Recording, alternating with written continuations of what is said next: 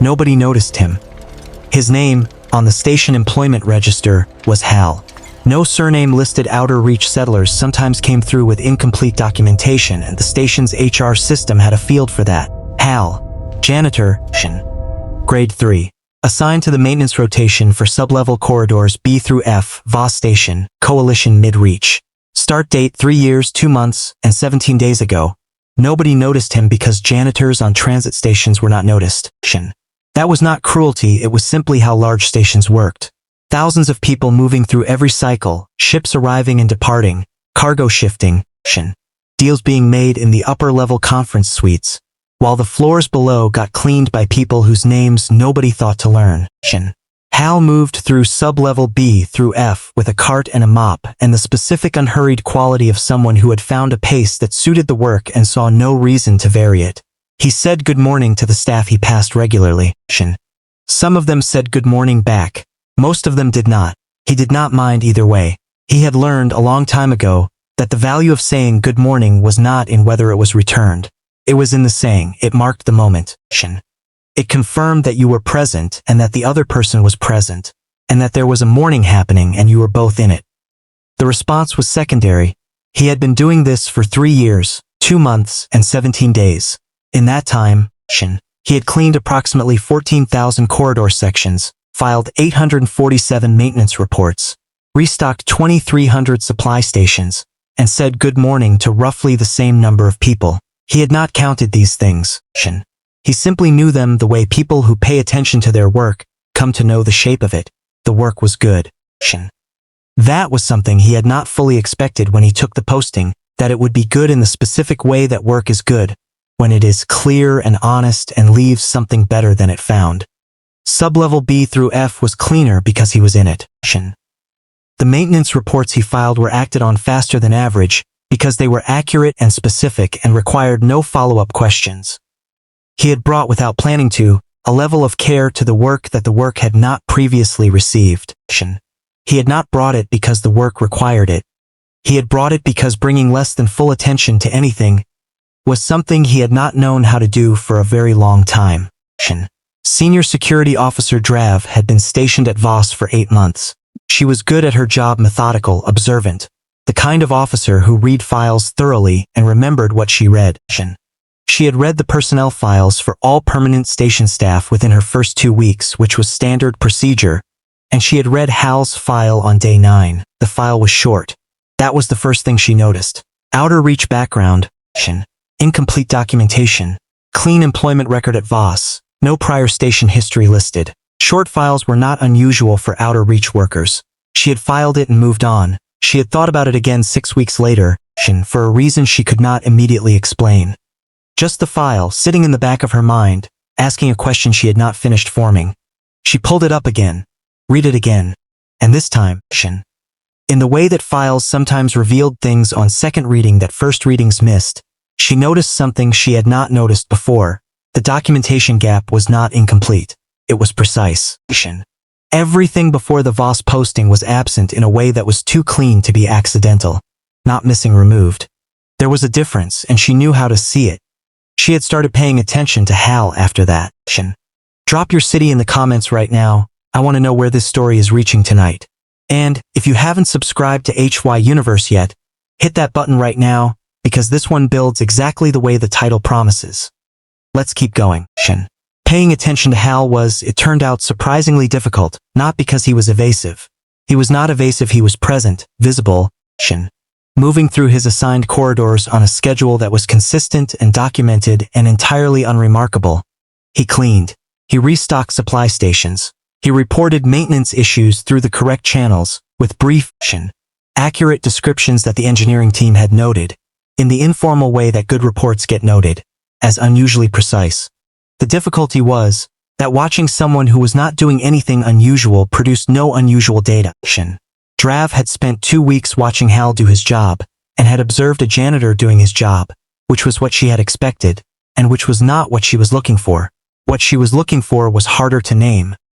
She had a file with a documentation gap that was too clean to be accidental. She had a man who said good morning to people who did not say it back, and moved through his corridors with an unhurried quality that she had initially categorized as unremarkable, and was now 2 weeks in, beginning to recategorize.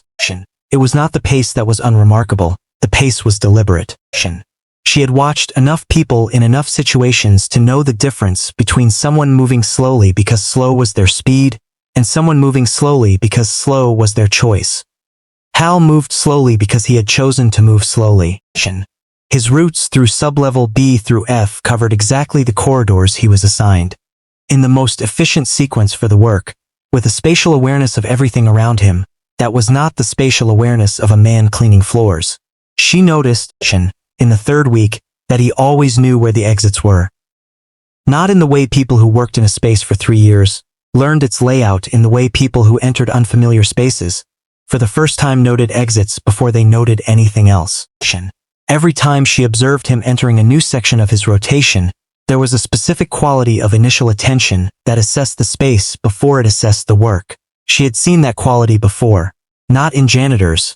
She noticed in the fourth week that he positioned himself differently in crowded sections than in empty ones. Not defensively, nothing about him read as defensive, but with a specific awareness of angles that suggested he was always, at some level, aware of what could come from where. She pulled his file a third time. This time she sent a request to Coalition Intelligence for anything that matched the partial identifiers she had: age range, outer reach origin, human male, gaps in documentation of this specific type.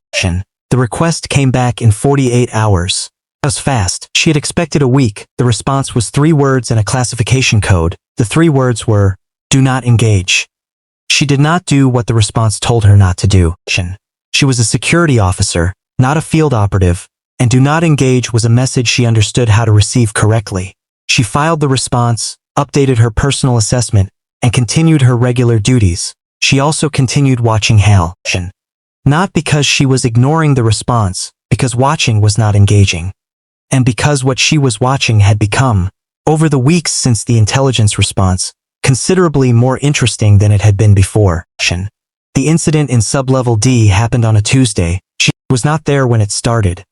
She was reviewing security feeds in her office when the alert came in: 3 individuals. Unregistered entry through a maintenance access point.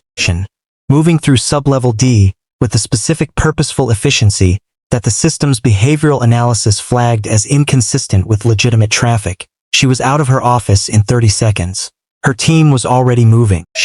The sublevel D alert had also been flagged to the nearest security station, which meant response was coming from 2 directions, which meant the 3 individuals had, in the standard security calculation, approximately 4 minutes before they were contained. She pulled up the sublevel D camera feed on her tablet as she moved.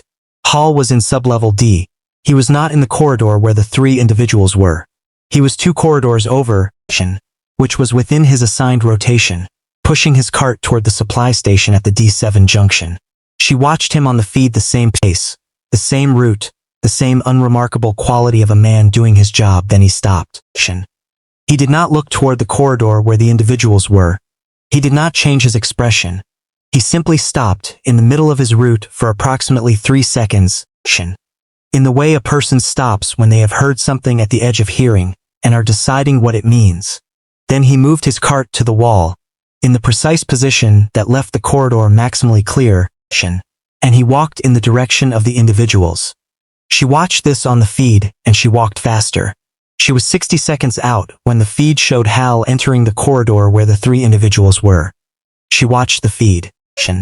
Then she stopped watching the feed and ran. The 3 individuals were professional threat actors. She knew this from the database match. She ran while moving a coalition-flagged group with a documented operational history that had, until this moment, involved enough careful planning that they had never been caught at the point of action. They were armed. They were experienced. They were, by the threat assessment that populated automatically when the database match resolved, significantly more dangerous than a standard station security response, was calibrated to handle efficiently. They had been in the corridor with Hal for 41 seconds when she arrived. She arrived at sublevel D corridor 14 with her team at the 4-minute mark, which was within the standard response timeline. What they found was not what the standard response timeline was designed to find. The 3 individuals were on the floor. All of them. None of them were moving in the way people moved when they were going to get up quickly. The corridor was undamaged. There was no sign of weapons discharge, no structural impact, nothing that would appear on a damage report. Hal was standing at the far end of the corridor, with the specific stillness of someone who has finished something and is waiting for what comes next. His uniform had a mark on the left sleeve that had not been there on the feed 3 minutes ago. That was the only visible evidence that anything had happened. He looked at Drav when she arrived. They came through the D9 maintenance access, he said. In the same even tone, he used to report that a corridor light needed replacing. The access panel on D9 has a seal issue. It's been on the maintenance report for 2 weeks. Someone should look at it. Drav looked at the 3 individuals on the floor, then at Hal, then at her team, who were looking at the same things in the same order. One of her officers, a 7-year veteran who she had never seen react visibly to an incident scene, was doing something with his expression that she would later describe in her personal notes as the specific look of someone updating a fundamental assumption. "Are you injured?" she said. "No," he said. "Were you?" She stopped, reformulated. "What happened?" "They came into the corridor," he said. "I was in the corridor. They made a decision about that. I made a different decision." He paused. "The D9 seal issue is a security vulnerability regardless of this incident. I'd recommend prioritizing it." The debrief took 4 hours. Drav ran it herself. Hal sat across from her in the security station interview room, with the complete unhurried quality she had been watching for 3 months, and answered every question she asked with accurate, specific, and remarkably brief responses. He had heard the individuals before he saw them. He had assessed the situation. He had intervened. The 3 individuals were professional threat actors. She had identified them from the Coalition database within an hour of the incident, and he had neutralized all 3 in a corridor, with no secondary damage and no injuries to himself. She asked how. He explained, in the matter-of-fact way he had reported the D9 seal issue, what he had done and in what sequence. The explanation was clear and precise, and described a level of capability that she was going to have to file a significant addendum to her incident report to even partially account for. She had been in security work for 14 years. She had debriefed officers after incidents, had reviewed footage of engagements, had built up, over those 14 years, a working model of what physical capability looked like across the range of species and training backgrounds she encountered. She knew what was possible. She knew what was notable. She knew what was, by any framework she had, outside the category of notable and into something else. What Hal described was outside the category of notable. She did not say this. She wrote it down, carefully, in the notes that would go into the addendum that was going to require its own classification code. "How long?" she said when the explanation was complete. He looked at her. "How long were you doing whatever was in the file before the gap?" she said. He thought about this. The 3-second pause. "Long enough," he said. "That the distance seemed necessary. And the janitor work," she said. "It is useful work," he said. "Things need to be clean. Systems need to be maintained." He paused. "Nobody looks at the janitor." "I looked," she said. "Yes," he said. Something moved in his expression, the small real thing, there and then gone. "You did, the file," she said. "The documentation gap." He looked at her. "Your file," she said. "The documentation gap." He was quiet for a moment. The same 3-second pause she had seen on the feed before he had walked toward the corridor, deciding what it meant. "People who do certain kinds of work," he said, "sometimes need to stop doing that work. And they need to do it in a way that the work does not follow them." He looked at the table between them. A station like this one, a job like this one.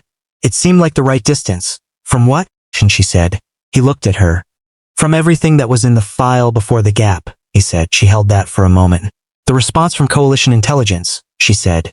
"Do not engage." "Yes," he said. "That was for my protection," she said. "Not yours." He looked at her with something that was close to the expression she had seen on the feed, when he stopped in the corridor, the 3-second pause, the weighing, the decision. "Yes," he said. "That is correct." She looked at her notes. At the incident report that was going to require significantly more than a standard addendum. At the file that was still sitting on her system with its too clean documentation gap. "The D9 seal," she said. "It's been on the report for 2 weeks," he said. "It should be a priority." She nodded. "I'll make sure it is." He stood, which indicated he understood the debrief was complete. She watched him stand with the same deliberate quality that she had been watching for 3 months. And she thought about the 3 individuals on the corridor floor, and the 3-second pause before he moved, and the response from coalition intelligence that had come back in 48 hours instead of a week. "Hal," she said. He stopped. "Good morning," she said. Something moved in his expression. Small and then gone, in the way that things moved in his expression when they were real rather than performed. "Good morning," he said. He went back to sublevel B through F. She filed her report. The D9 seal was repaired the following morning. It was listed in the maintenance log as a routine fix. Priority escalated following a security review. The incident report took her 3 days to write. Not because the facts were unclear, the facts were documented, confirmed, and precise. Because the addendum required its own section, and the section required its own classification, and the classification required sign-off from a level of the coalition security structure that she had never previously needed to contact in 8 years of security work. The sign-off came back with a single added line to her report. The line said, "File sealed. Access restricted. Continue standard posting." She continued her standard posting. Hall continued his rotation. The third thing she noticed, in the weeks after the incident, was that the staff in sublevel B through F had started saying good morning back. Not all of them, some people did not change, but more of them than before. She watched this on the corridor feeds during her morning reviews, and she thought about what had changed, and what had not changed, and how much what happened in a space was determined by what people in it understood about each other. Hal did not know she was watching the feeds. Or if he knew, he did not show it. He said good morning the same way he had always said it, present, unmarked, offered without expectation. And more people said it back now, and the sublevel B through F corridors were clean, and the maintenance reports were accurate, and the D9 seal was repaired, and nothing about any of it appeared in any public record. Nobody noticed. That was also, she had come to understand, the point. But she noticed. And on a Tuesday morning 3 weeks after the incident, passing through sublevel D on her route check, she said good morning first. He looked at her. The 3-second pause. The decision. "Good morning," he said. And then, after a moment in the same even tone he used for everything. "The light at D12 junction has been flickering for 4 days. It should be on the maintenance report, but I wanted to mention it directly." She made a note. "I'll follow up," she said. He nodded and pushed his cart forward and continued his route. She continued hers. The light at D12 was repaired by end of shift. Nobody noticed that either. That, she had decided, was entirely fine. That is the story for today. Drop a comment and tell me what city you are watching from tonight. I read every single one. And if this one kept you watching, share it with one person who loves a good story. One share means everything to a growing channel. Subscribe to HFY Universe if you have not already. New stories every week, and the next one is already on its way. Until then, stay human. Even when nobody knows what that means yet, especially then.